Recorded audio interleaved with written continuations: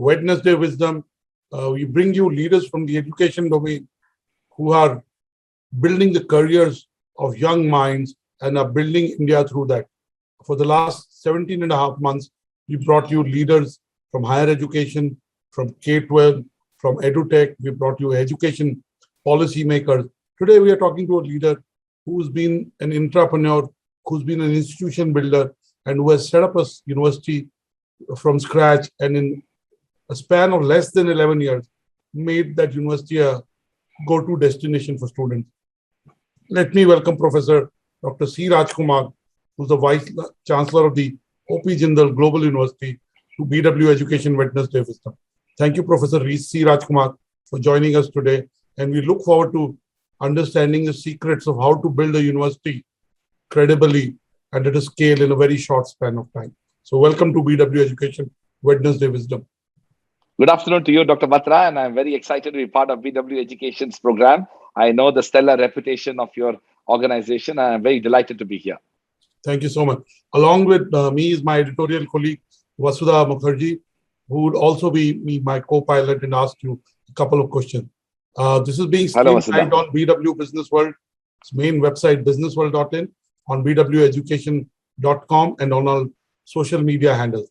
Let me start by asking you, Professor C. Raj Kumar, we're doing this conversation in the backdrop of a pandemic. I can't say we are in a post-pandemic situation because, as you've seen over the last 2 days, the numbers in certain parts of the country are again rising. What has changed for you personally and professionally in the last 17, 18 months? So, I do appreciate the most important question that you've asked, because I do believe that fundamentally, almost all of us in the world of education, not just in India, but also from around the world, were simply not prepared for a scenario of this kind. Nobody had ever predicted not only the sort of scale of this pandemic, but also the fact that it would last for so long. And so it has fundamentally reimagined the way education is delivered. The most important part of the lesson from the pandemic for all of us is our ability to innovate and to have a strong sense of resilience. Here, I must confess that it is not only the institution that has stood up the test, but also everybody associated with the institution, including the students, the faculty, the staff, and the entire ecosystem. So in some ways, the most important outcome of the pandemic is that how do we respond to challenges that will force you to reimagine the future of education. And that's exactly what we have done, and I'm sure several other institutions have done in the last 18 months. Thank you so much. Now let me move into education. While you gave an example of resilience, citing the resilience of the teachers, of the promoters of education institutions, and also the students, because they had to deal without a campus. The charm of education is campus and build campus. Now, EduTech in the last 18 months has seen a growth which is huge, and it is impacting a large number of people who are looking to reskill them, upskill themselves, add new skills in the gig economy. But EduTech also has created a divide because in a lot of areas, there are access issues, there are gadget issues, people don't have the devices. So how do you see EduTech? While it is bridging gaps and democratizing education for a lot of people, it is also creating a digital divide. What do you have to say to this being at the cusp of a change? You set up a university 11 years back, you're growing it now. So I'm sure you think about these things. So give us your perspective. Yeah, thank you very much, Dr. Batra. Listen, let's, even without EdTech, let's simply think in terms of the current status of Indian universities from March 2020. Almost all of them could not physically open the campus, and almost all of them had to somehow deliver education in an online format. So even without the EdTech situation, we have all recognized the importance of having online presence, using digital platforms, having good quality internet, having reasonably uninterrupted electricity, and of course, having an equipment both at the end of the teacher and the taught, which is the student, to be able to deliver education. Now, here you have beautifully recognized the challenge. The fact remains that this online education that we offer, again, I'm not coming to EdTech, I'll come back to it in a second, but simply the online education that we offer for our own courses, for that, you need three things which are still a challenge for large part of India, which is reasonably functioning electricity, reasonably functioning Wi-Fi connection, and a reasonably working equipment. There are estimates that only 15% of Indian households have all these three things. UNESCO has estimated that over 1.5 billion people across the world have been brought out of education due to the pandemic itself. So the fact remains, quite unfortunately, whatever form of education that we and other institutions offer in the online format remains an opportunity for the privileged, and a significant number of people simply may not have access. Having said that, imagine also for a moment that if we did not have these tools, these aspects of flexibility, the learning aspirations for millions of people across the country would have been simply not possible. They would have been deprived of that. So I, for one, very strongly believe that the future is going to have a strong presence of technology. In fact, we have gone a step further. It's not that we have always been a strong votary of digital programs before. In fact, the pandemic pushed us to be innovative, to be imaginative, to be creative, to be flexible. And in that process, not only have we converted all our courses into online offered in our existing programs, we have also collaborated with the world's largest edtech company, which is Coursera, and we offer 300% online degree programs, fully recognized by the regulatory bodies in India. And also we offer two programs in collaboration with an Indian edtech company, which is Upgrad. So both these programs are part of our own institutional response to recognize the importance of technology and its ability to reimagine education by ensuring asynchronous learning methods and processes can be made available for certain type of students, particularly at the postgraduate level. Thank you, Professor C. Raj Kumar. Uh, Again, as you know, OP Jindal Global University, in a short span of time, has become the destination for students. Uh, the placements are good, the faculty is good, and the number of faculties used. Even in the last 18 months, you've been in overdrive in hiring faculty. And the institution is known by the quality of faculty it has. It has the quality of teachers. These teachers inspire students. These teachers are domain experts. Recently, you hired a record number of teachers. Give us a sense of how you've done it, why you've done it, what are your future plans, and what is your philosophy when you hire teachers? Thank you very much, Dr. Batra. In fact, we started off in a very modest manner in the year 2009 with only 100 students and one school and literally 10 faculty members. Today, we have grown into having nearly 8,000 students and over 900 full-time faculty members spread across 12 schools and representing different disciplines. So the growth in the last 11 years has been phenomenal, and we are very fortunate that we have been able to do that.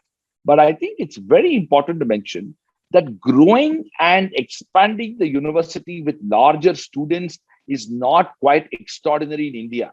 India is a country where there are universities which has even 100,000+ students, and it is not nothing great to boast about the fact that the institution has several thousand students. But what is important and what we are really proud of is that the faculty student ratio, despite our growth, has been phenomenal. So the typical Indian universities faculty student ratio is approximately 1:40. Most very good Indian universities, which are top class in terms of its quality and standards, may aspire to have 1:30. Most regulatory bodies even expect the universities to have 1:20. Our faculty student ratio is 1:8. That means that the growth and expansion of the university when it comes to students, new schools, new programs has been even not only matched but exceeded with the recruitment of faculty from in the topmost minds. A second characteristic of this recruitment, which you asked, is that, as you rightly said, universities are known by the faculty. Ultimately, you can have a world-class infrastructure, you can have great financial resources to back it up, but ultimately, great universities in India and around the world are only known by the faculty. I was privileged to study in Delhi University, Oxford University, Harvard University, and all those places, they were great because of the outstanding faculty. We took a decision in the year 2009 that we will hire the best minds, but not just from India, but from around the world. I'm happy to report to you that over 12% of our full-time faculty members are non-Indian nationals recruited from over 40 countries in the world. These are people who have relocated to Sonipat and are living there.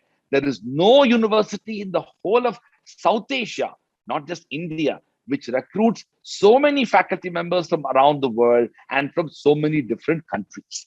The faculty members who are also Indians, they also represent the larger imagination of Indian institutions and universities from around the world. And this has been the single most important objective when it comes to raising the quality of education and promoting excellence in all its forms and manifestations.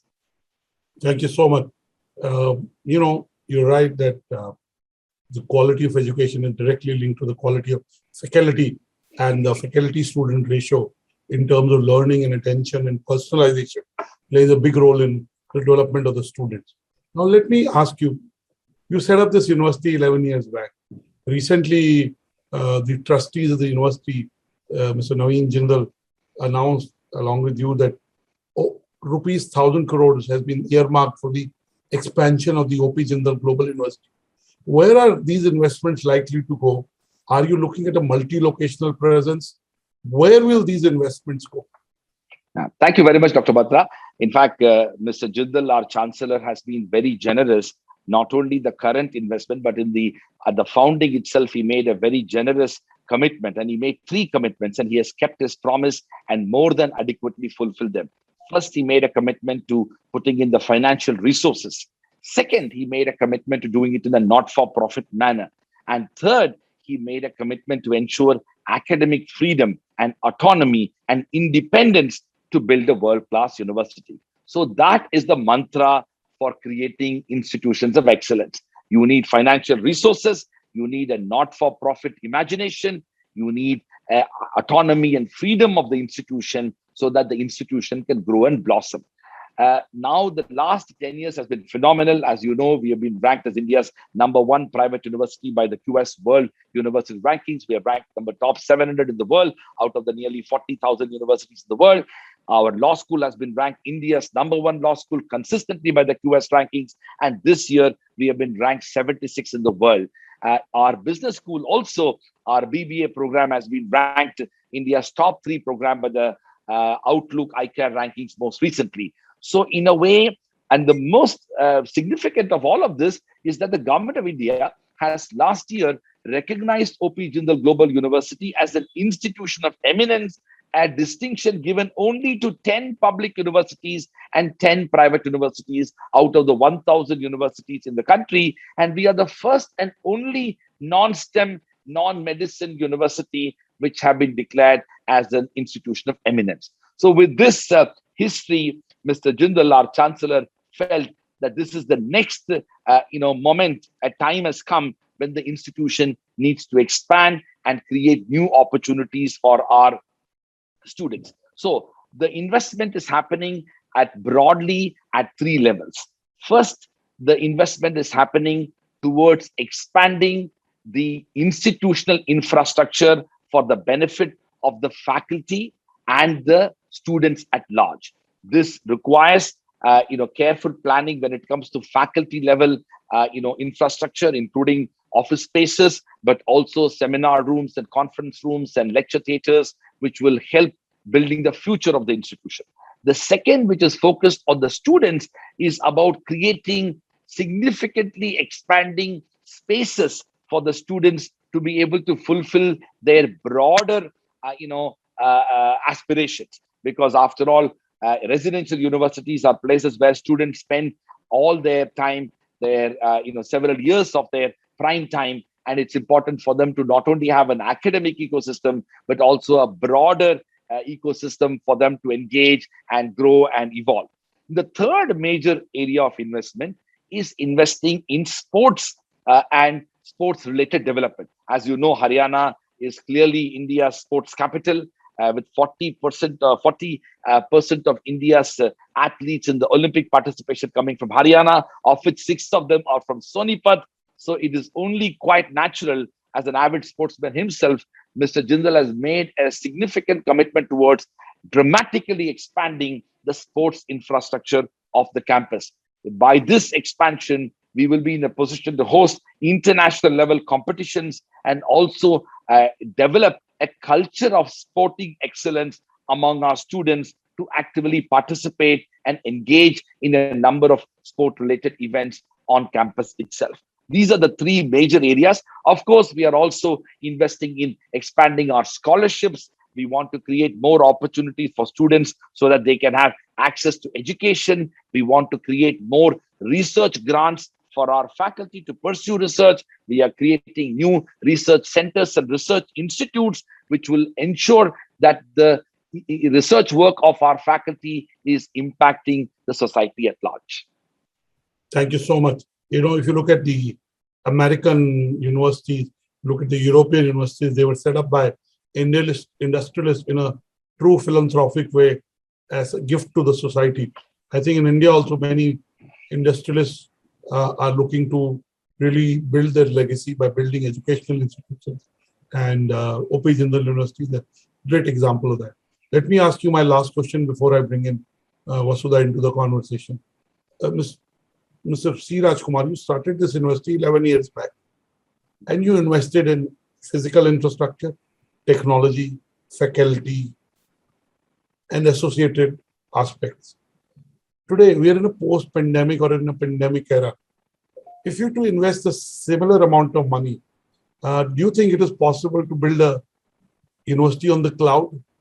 Do we really need physical infrastructure? A word that is being used in education a lot is hybrid. Give us a sense of what are your thoughts looking 3 to 5 years ahead. So thank you very much, Dr. Batra. It's a very important question that people are asking around the world. So first of all, I want to make a distinction between undergraduate education on the one hand, and then master's education on the other, and also professional education and continuing education, which is also equally important. As far as the undergrad education is concerned, which is what we are, 85% of our students pursue undergraduate programs at Jindal. The bulk of our programs, including most of our students, study UG programs. They are high school students coming into Jindal to pursue a whole range of programs in the 12 different schools that we have. In undergrad settings, I am of the view that there is a very strong and compelling need for a campus ecosystem. The brick and mortar campus environment and its own imagination is absolutely essential, not only because of the fact that the learning outcomes are and the pedagogical approach towards learning is best conditioned in those environments, but also the peer group interaction, the ability to engage with each other, understand each other, understand the society at large through observing and participating. All those aspects which are undertaken best in a more physical context simply cannot match or even substitute what happens in a virtual context. Having said that, I am a strong votary and supporter of expanding our engagement through MOOCs and all forms of online and higher education, including the kind of master's degrees that we are offering through Coursera and Upgrad, but also other forms of it. The third area where I think a lot of expansion is possible is continuing education or executive education or professional education, which is a neglected aspect in India in any profession.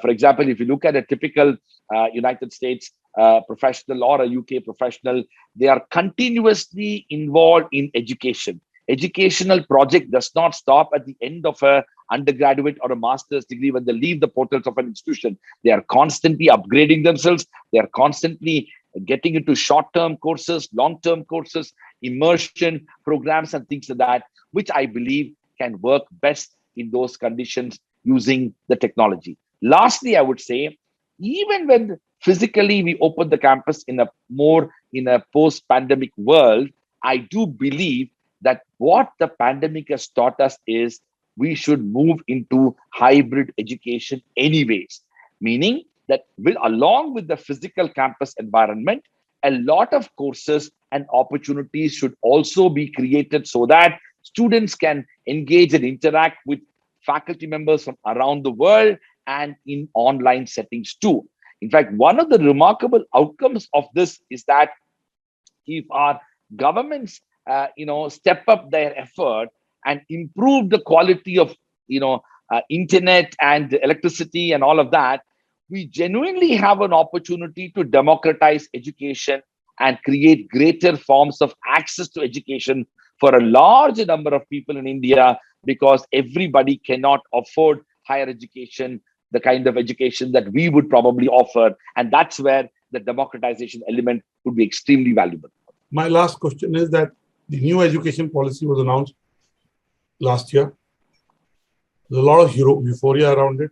And then as a document, as a vision, as a comprehensive 360-degree view of the future of education in India, I think the document is flawless. But what is not clear is the execution, the details, the prioritization of what needs to come first. What is your comment on the new national education policy? Yeah, thank you very much, Dr. Batra. And I have been writing a lot about this. I have strongly welcomed the national education policy for three reasons. First, it was an imaginative document which created a future of Indian education.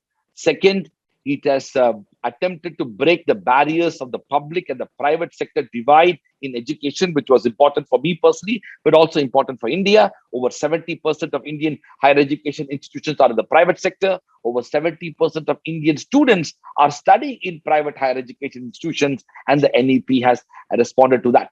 The third is that NEP has also envisaged significant resources with a view to increasing the research ecosystem, availability of funds, and also increasing the GDP investment in education, all of which augurs well for the future. But having said that, all of us are also equally anxious that how do we ensure that the vision that the national education policy has created can be implemented. In this regard, we need to be mindful of the fact that a lot of effort needs to be put towards implementing policy.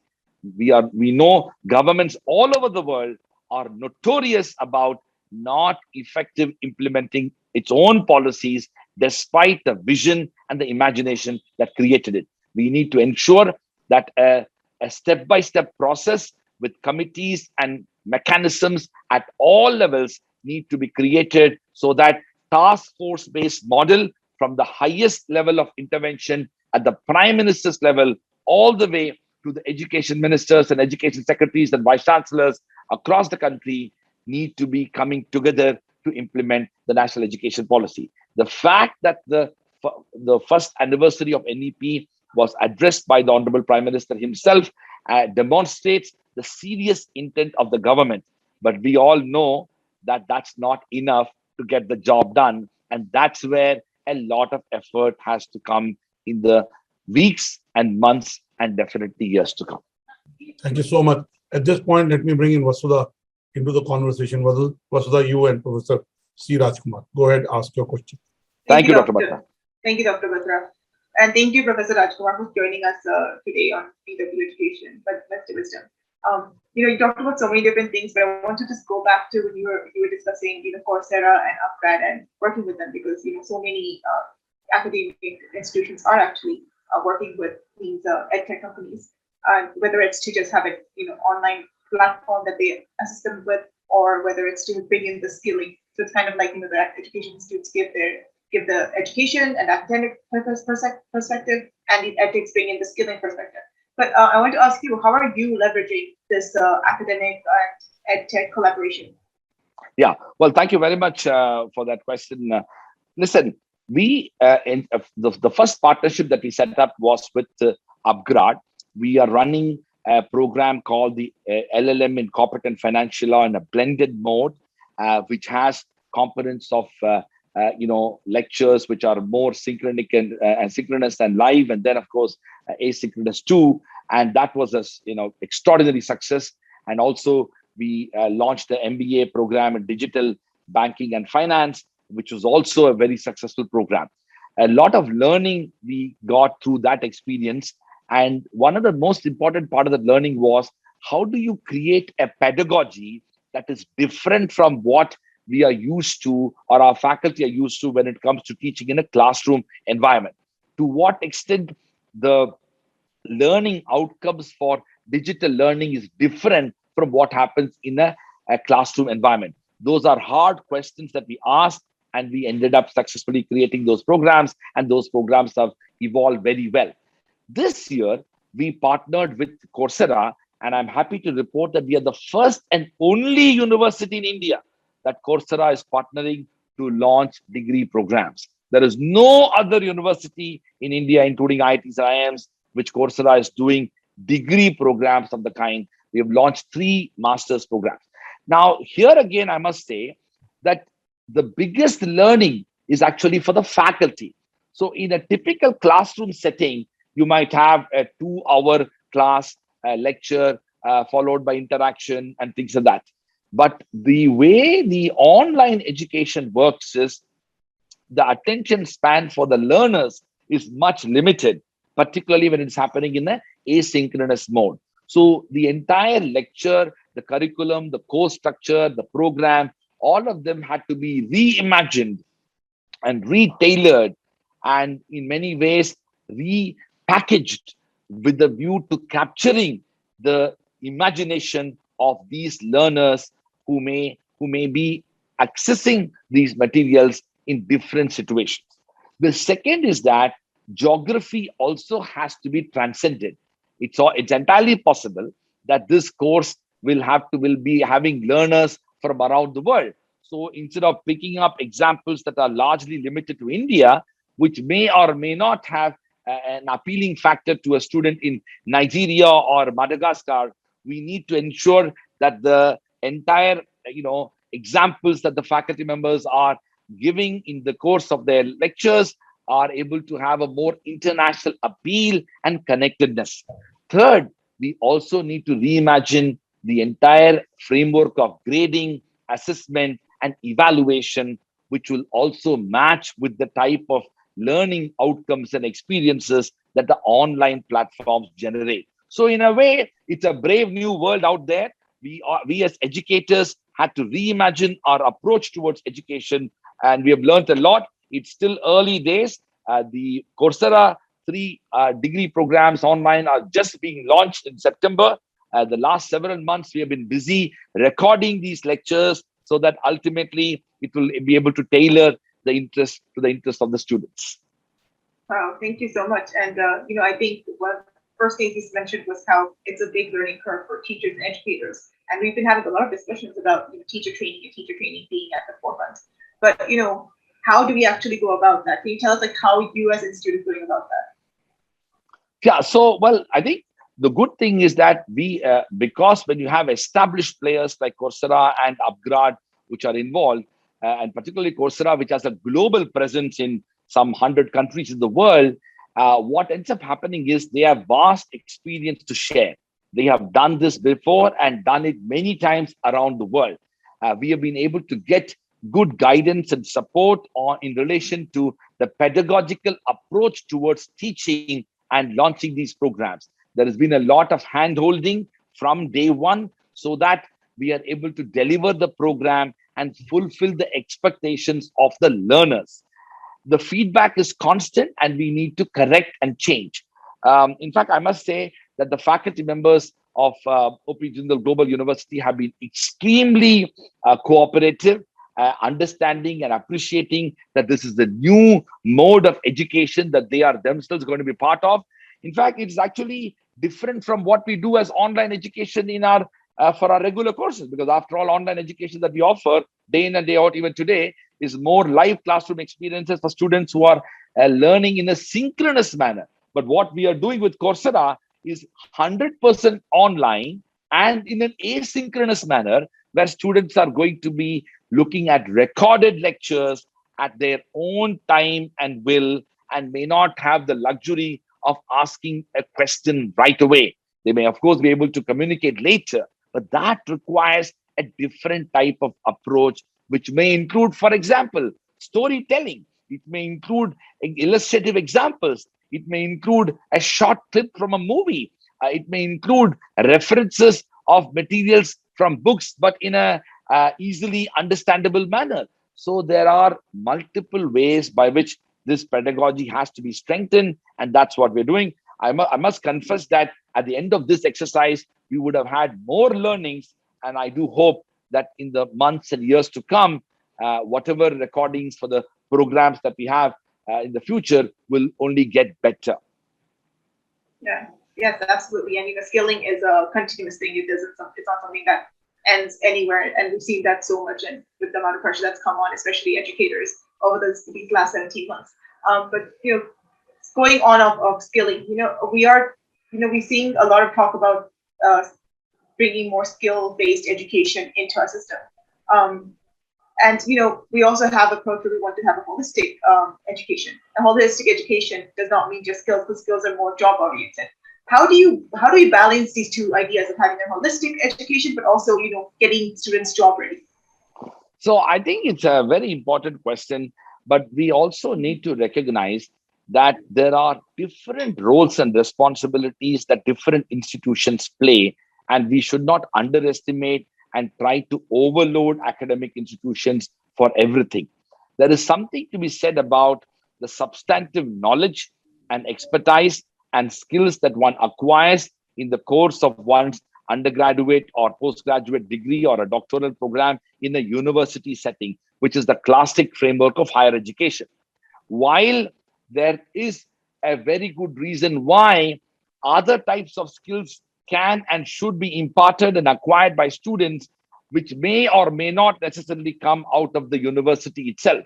In a way, what I am trying to tell you is that there are different institutions which might offer different types of learning to those students who are seeking. I, for one, strongly believe that we need to recognize that what is known as institutional diversity when it comes to promoting skills education. There is a very strong case for India that we need to have more community colleges which can focus a lot more on vocational education. We need to ensure that these community colleges that are promoting vocational education are given the necessary resources and are able to offer the vocational education with world-class standards and are not seen to be pejorative and are not seen to be mediocre when it comes to offering their education. It is also equally important that the universities need to recognize that what happens in the classroom is good, but there is need for students to engage with the society at large. Capstone projects, experiential learning, social innovation projects, community services, clinical education, and a whole range of programs, depending upon the discipline in which a student is part of, should be made available so that students are able to understand the world and society better. Many a time, skills of the kind that are needed for one's life may be acquired by doing and not necessarily learning. And that's why the learning should also be equally added with doing. And learning and doing will ultimately help students to have a holistic education. And that is exactly what the national education policy is promoting. Lastly, it's equally important that we need to have interdisciplinary education. Gone are the days when a single discipline university, single discipline institution can achieve the fullest potential of the kind of education that is needed.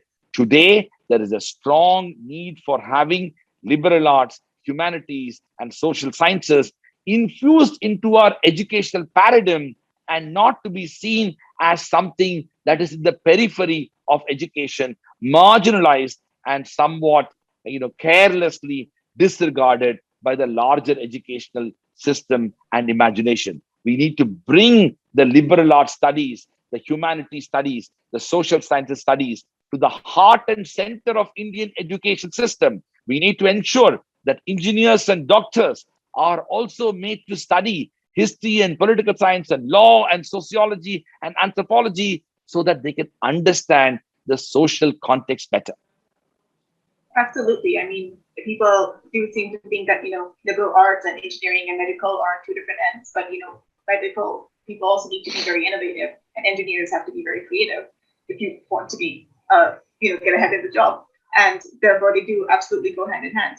And and it's nice to hear from universities about how you're offering all these opportunities. It makes me a little jealous, makes me want to go back to university so I can experience all of this myself.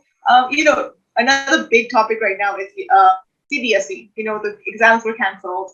Our entire system was turned upside down. Has this affected your enrollment process at all, or has Digital always done its own thing? So fortunately, not now, but from the year 2009 when we started, we have never paid all our attention or even recognized that all forms of evaluation and assessment should be based upon a student's high school result.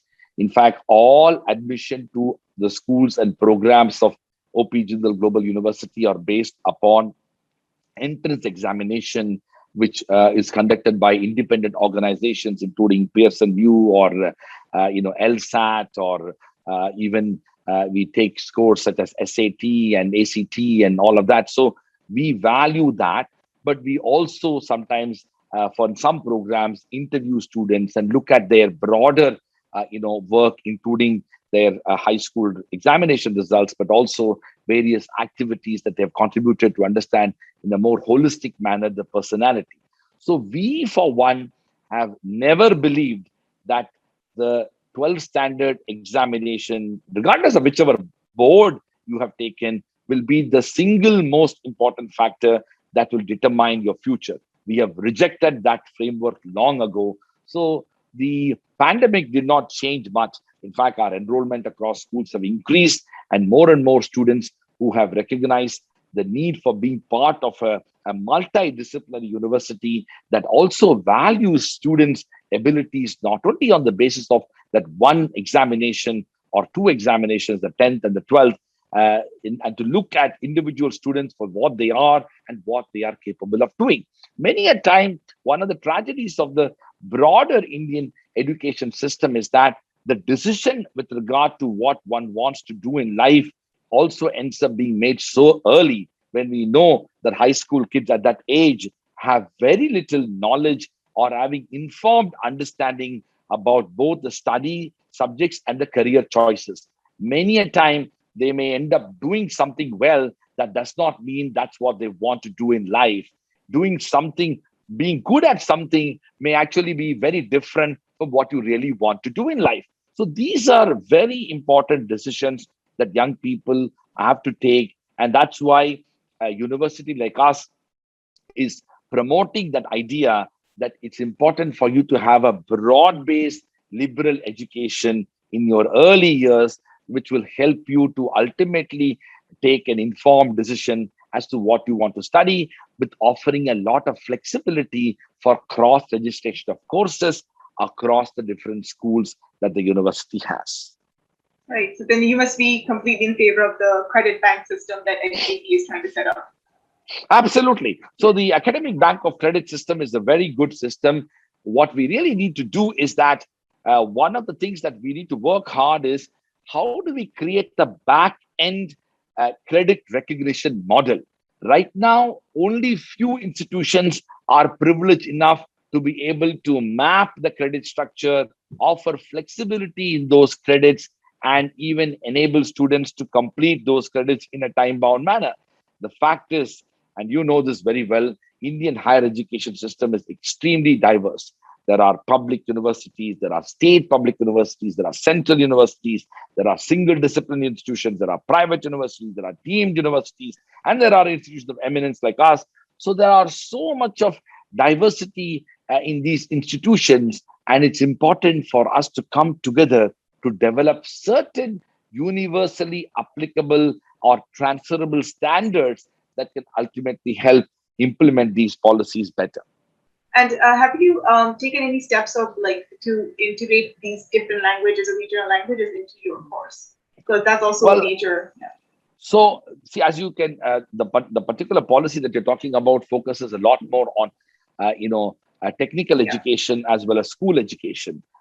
When it comes to, higher education in universities like us, we have not recognized that need yet. Although one of the things by which we have responded to that is we have started a school of literature and languages, and that school of literature and languages, we're starting with. As a program in Spanish and English literature, but we may in the future have other regional languages to be taught under the umbrella of the Jindal School of Languages and Literature. So from that standpoint, we are open to the idea of promoting other languages within the institution. May I ask why Spanish? Yeah, well, you'll be very, surprised to know that Spanish is one of the most spoken languages in the world. A more number of people speak Spanish than definitely than French and Chinese, and after English, if there is one language that is, because you are covering many parts of Africa, all of Latin America, and so that has the huge, possibilities. We're also and we are open to, in fact, in the future, we plan to start Mandarin Chinese and French and other things. In a way, I see this as at two levels, this opportunity. One is that we are increasingly becoming an interdependent world. And the opportunities to be able to work in different parts of the world, including in Spanish-speaking countries, is going to significantly increase for working professionals who also have an additional language training. It is also possible that the next range of job opportunities are going to emerge for people with these skill sets, not only in those countries, but also in countries like India, where promotion of trade or investment or tourism and other types of areas where language becomes an important part of that imagination. So we're very excited about these possibilities. And there are students who have a flair for studying languages. They may be interested to, and in this, by the way, in these courses, you not only study the language, but you study culture, you study polity, you study economy, you study society, you study history and all those aspects of it. So in a way, unlike a vocational course which you study in the form of a certificate program where the language learning becomes a priority, in a BA in Spanish, you go beyond that. And that's what makes it an undergraduate degree. Right. No, that's very fascinating. Do you also have like some kind of system where students can also kind of teach each other languages or courses? Well, it's a very good question. So one of the things that we have seen is that this is the first time we are starting a full-fledged school of languages and literature. But for several years, we have been running what is known as the Mandarin Chinese program under the aegis of the Taiwan Education Center. The government of Taiwan and government of India come together. We have extensive ties with the mainland China, where we run programs which go beyond language. So, and we have done Spanish as a course for our students in our business school, in our law school, and other schools. We've run. We also have run in the past Mandarin Chinese. I mentioned French as well. But I think there is something said about what we're doing now, which is we are bringing the language studies to a sharper focus.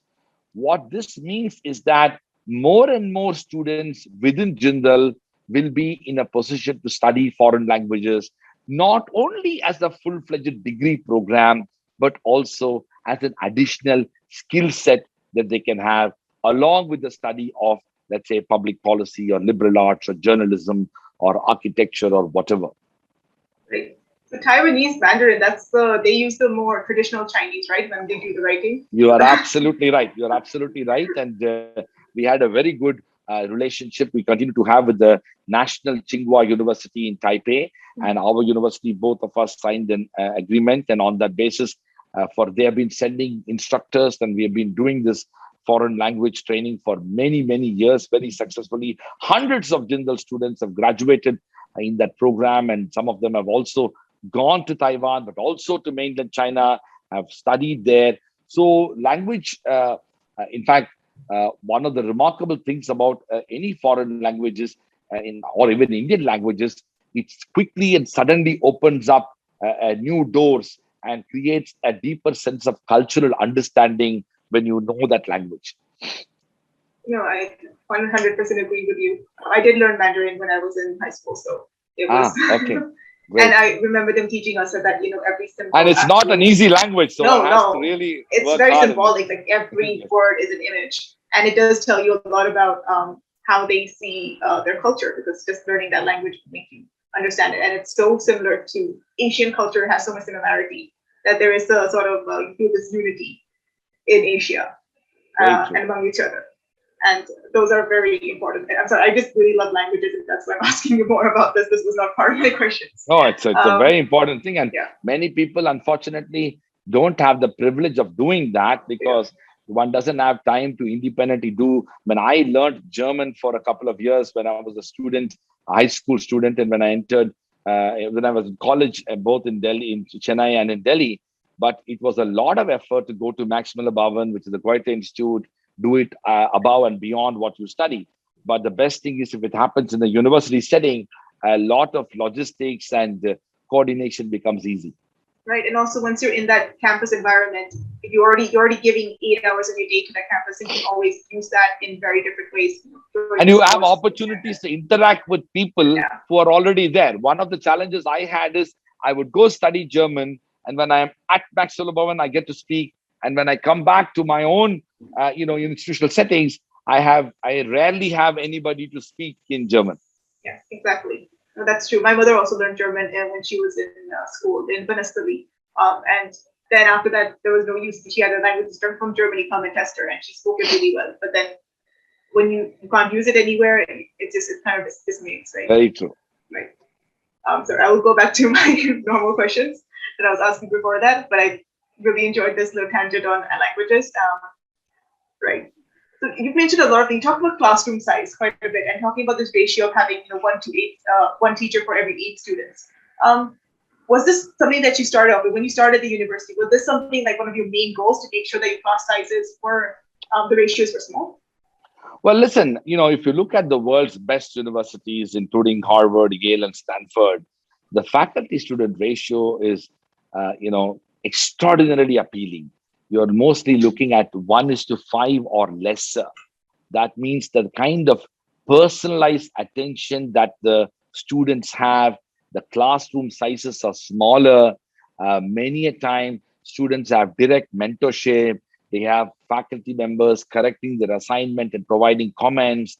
So in a way, you end up pursuing what is known as deep learning and deep mentoring when it comes to this. I had the privilege to study in Oxford University, and Oxford University had and continues to have a one-on-one tutorial system where for every course, I had a professor who will spend 2 to 3 hours with me every week, essentially correcting my essays and engaging with me, interacting with me. So frankly, that is unfortunately be the luxury of very select institutions around the world. The larger part of the developing world simply cannot afford it. And you know very well, it requires huge resources. We are very fortunate that our founding chancellor and benefactor, Mr. Jindal, has been very generous about these things. And so he recognized the importance of a good faculty-student ratio so that students are able to get the time and the attention that they deserve to be able to be educated with that kind of mentoring. In fact, this particular aspect of mentoring becomes so important because this happens not only inside the class, it will happen outside the class too. It'll happen sometimes on a one-on-one basis or a bunch of people coming in. So this means that the students and the faculty need the time and space. The second reason why faculty student ratio is important is something that most Indian institutions don't recognize it, is that to develop a strong research agenda and a research culture, faculty members need time. The typical Indian public universities, and to a large extent, most Indian private universities, faculty members end up having to teach 16 to 18 hours a week. If that is the type of teaching commitment that the faculty members have, it will be absolutely impossible. Rather, it is, disingenuous on the part of anybody to expect these faculty members to have the mind space to able to read and write and think and reflect and publish in the world's best journals and book chapters in leading publishing houses. So in a way, it's absolutely important for institutions to recognize that. And we are very fortunate that our faculty members have a relatively much lesser teaching responsibility compared to any other institution in India. But the expectation is that they are supposed to be publishing and publishing actively, particularly in Scopus publications, which is a global database on the basis of which publishing standards are being met. And we sincerely hope that they do. And that's why the faculty student ratio is important. Absolutely. And you also mentioned that, the whole mentoring system can be very beneficial for students.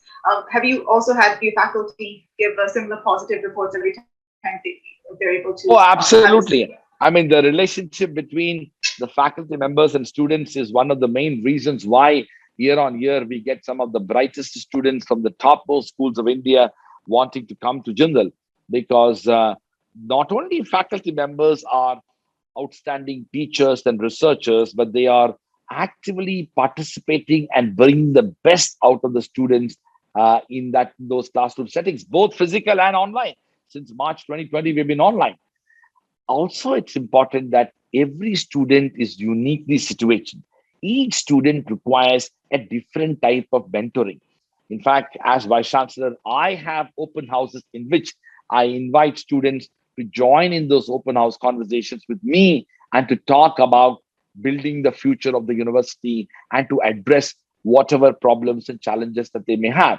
Now, of course, most of the time, the issues that the students needed are sorted out at the school level, and individual deans and faculty members are active participants in addressing their issues and concerns. But the most important part of what we do is to serve as mentors for our students, to be able to facilitate and enable, and inspire and impact and empower our students to achieve their fullest potential, be it in the form of providing, sharing one's knowledge and expertise, but also to help them guide through their future aspirations, to write letters of recommendation, to help them, draft their own statements of purpose or applications. It's a whole range of responsibilities that the faculty members undertake towards achieving the full potential of our students. Absolutely. And I think it goes both ways. I think the students in return can also inspire, motivate the faculty into accomplishing the research that you are also supporting them in accomplishing. Thank you for that. I also wanted to ask you, because you mentioned hybrid learning and you said that this is something everyone is absolutely just going to have to do. What kind of model are you looking to put into place in your university with hybrid learning? Because this is like a very big, a very big topic. It can be implemented so many different ways. So, well, let me say this, that first of all, I think right now we are still in the pandemic stage, and whatever we do will be somewhat defined and informed due to the pandemic. So we continue to offer online education. We are genuinely working towards physical opening up of the campus, and I am working along with my colleagues to create a scenario whereby we can bring the students physically onto the campus in the next several weeks or months. That is, be that as it may, on the question of opening up the campus, it's also equally important that even after opening, there will be some sort of a hybrid learning in which not only students will be on campus, but also there may be students outside the campus who may be in different parts of the country or the world. There may be faculty who may be in different parts of the country and the world who may be involved in teaching. And that will be a part of a part teaching physical, but part teaching online as well. But what I see in the post-pandemic world is that there are three areas in which the post-pandemic world hybrid learning is going to impact. First is that how do we create new and interesting forms of pedagogical approaches towards teaching that will transcend the existing physical approach towards teaching? Is it possible to be able to collaborate with institutions around the world to have co-teaching situations where students and faculty are in two different settings, each of them physically learning, but yet collaborating with students? We've done that in the past with Cornell, and we hope we can think about doing that with many more universities in the world. That's the first important aspect of the future of hybrid learning. The second important aspect of the future of hybrid learning is that to what extent we are able to create conditions in which industry-based partnerships, professional partnerships, and institutional and collaborative partnership with organizations, institutions, corporations, companies, business enterprises are possible, whereby the same hybrid learning could be transferred and collaboratively undertaken with the industry partner. Because frankly speaking, the industry partner may not be able to physically be present here on campus. While the teacher and the student are physically present on campus, it may be fantastic to go in a live setting into an industry situation in which the person concerned is able to add certain components of the course through his or her experience within the industry. The third, possibility of hybrid learning, which we are already seeing, is that we ended up launching last year 20 courses in our law school, and we intend to do it for other schools as well. Obviously, I have been able to persuade many more people in the law to do it, because I think it's far more difficult to pursue people in the business to do these things, giving away their time and not necessarily, expecting that they will have students, physically being present. So we have done that with top lawyers and have been very successful, where without coming to campus, they did the entire course. Imagine people like Abhishek Manu Singhvi. He taught an entire course virtually for us. Parag Tripathi, another senior counsel, top lawyers from major law firms, including Amarchand Mangaldas and other top law firms, Ketan and others, they have their partners teaching to our students, but they not moving out of the office and doing this in a virtual manner. This is a new imagination that the COVID-19 has created, and we intend to expand that in the future. Thank you so much. I've been keenly listening, and there's so much clarity in your thoughts and how you're building it and how you're bringing all stakeholders together to build what you need to do in the 12th, 13th, 14th, 15th year. Now, let me ask you my last two questions before we let you sign. As you see the future, as someone who's built an institution, someone who's created a university, what do you see happening to education and universities over the next 3 to 5 years? I know these days we tend to think 3 months, 6 months, and immediate future. But what are you doing to prepare OP Jindal University for the future? What is your big leap? What is your next leap?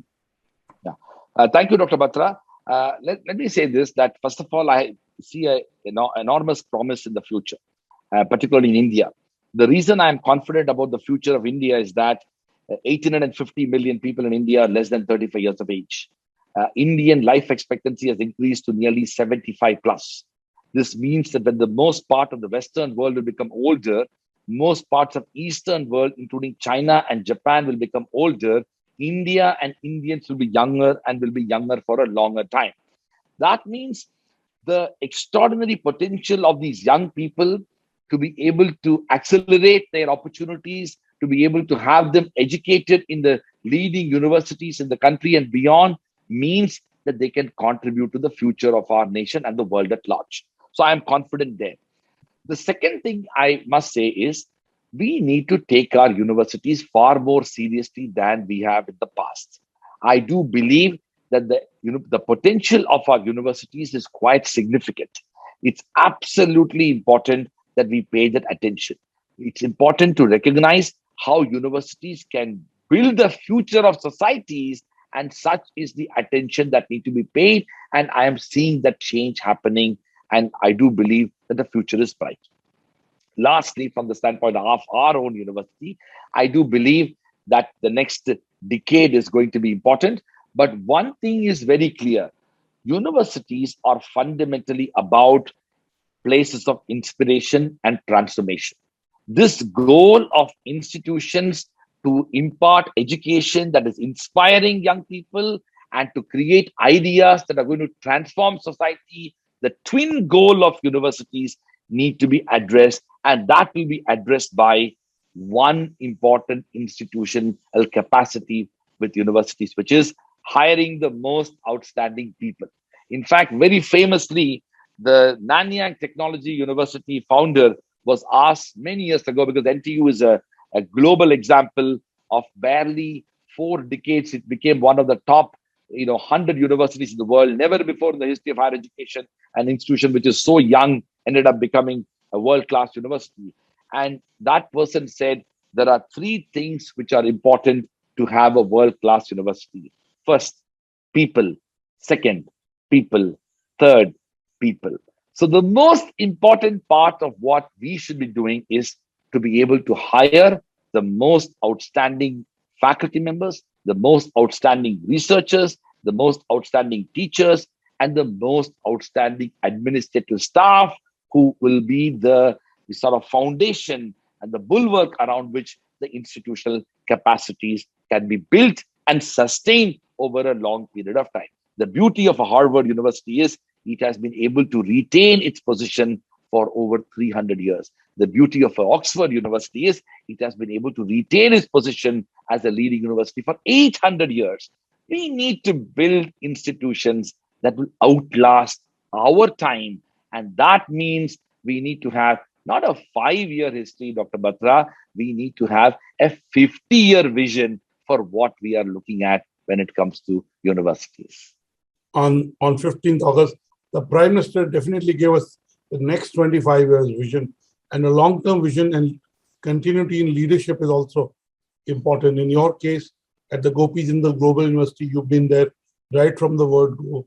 And, in any institution building, leadership continuity plays a big role. My last question to you: how are different stakeholders rising to the challenge and reinventing themselves? How are you reinventing yourself? How's your faculty reinventing themselves? So, how you've done this now, what drives you now? Yeah, thank you so much, Dr. Batra. I mean, listen, I could have asked you, will you set up your own university? I mean, but I know you kind of married to the OP Jindal Global University, so I'm not asking you that question. Well, Mr. Naveen Jindal has sufficiently created a structure where he has made me and others feel that we all own it, and we believe that.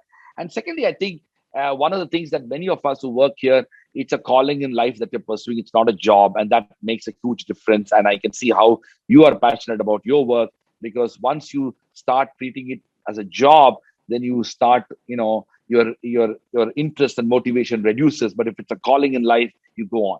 To answer your question, listen, we are very clear about the future when it comes to what we should do. We should be, so the 5 big challenges that we are addressing is as follows. First, we are focusing on expansion with quality and excellence. The biggest challenge that any university faces anywhere in the world. In a country like India, millions of young people want to be educated.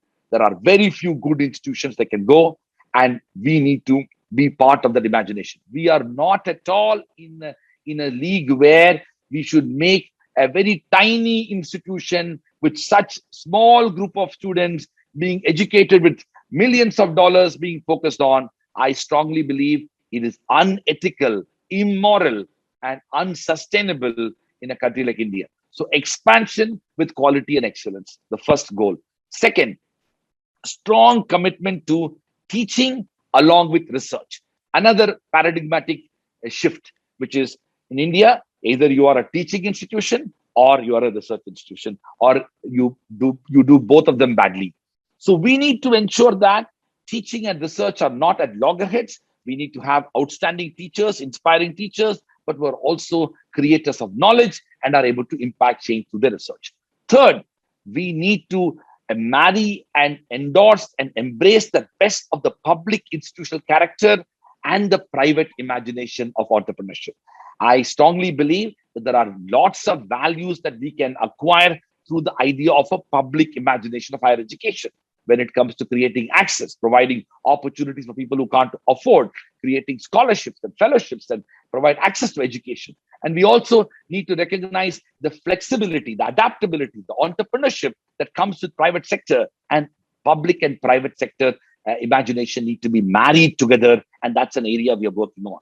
Fourth, we need to internationalize our education system in a significant manner. Today, what is happening is that there are enormous bottlenecks to promote internationalization in India.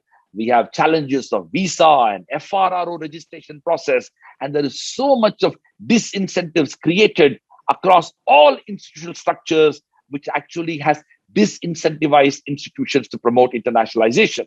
Not to speak about the significant resource situation for a lot of young people in India to access international education. We need to think in terms of how we can address these problems for promoting internationalization and to become a truly global university.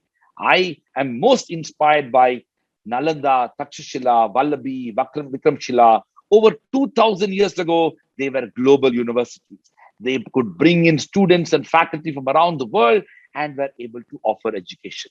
And the fifth and the last is that to empower our students to become lifelong learners.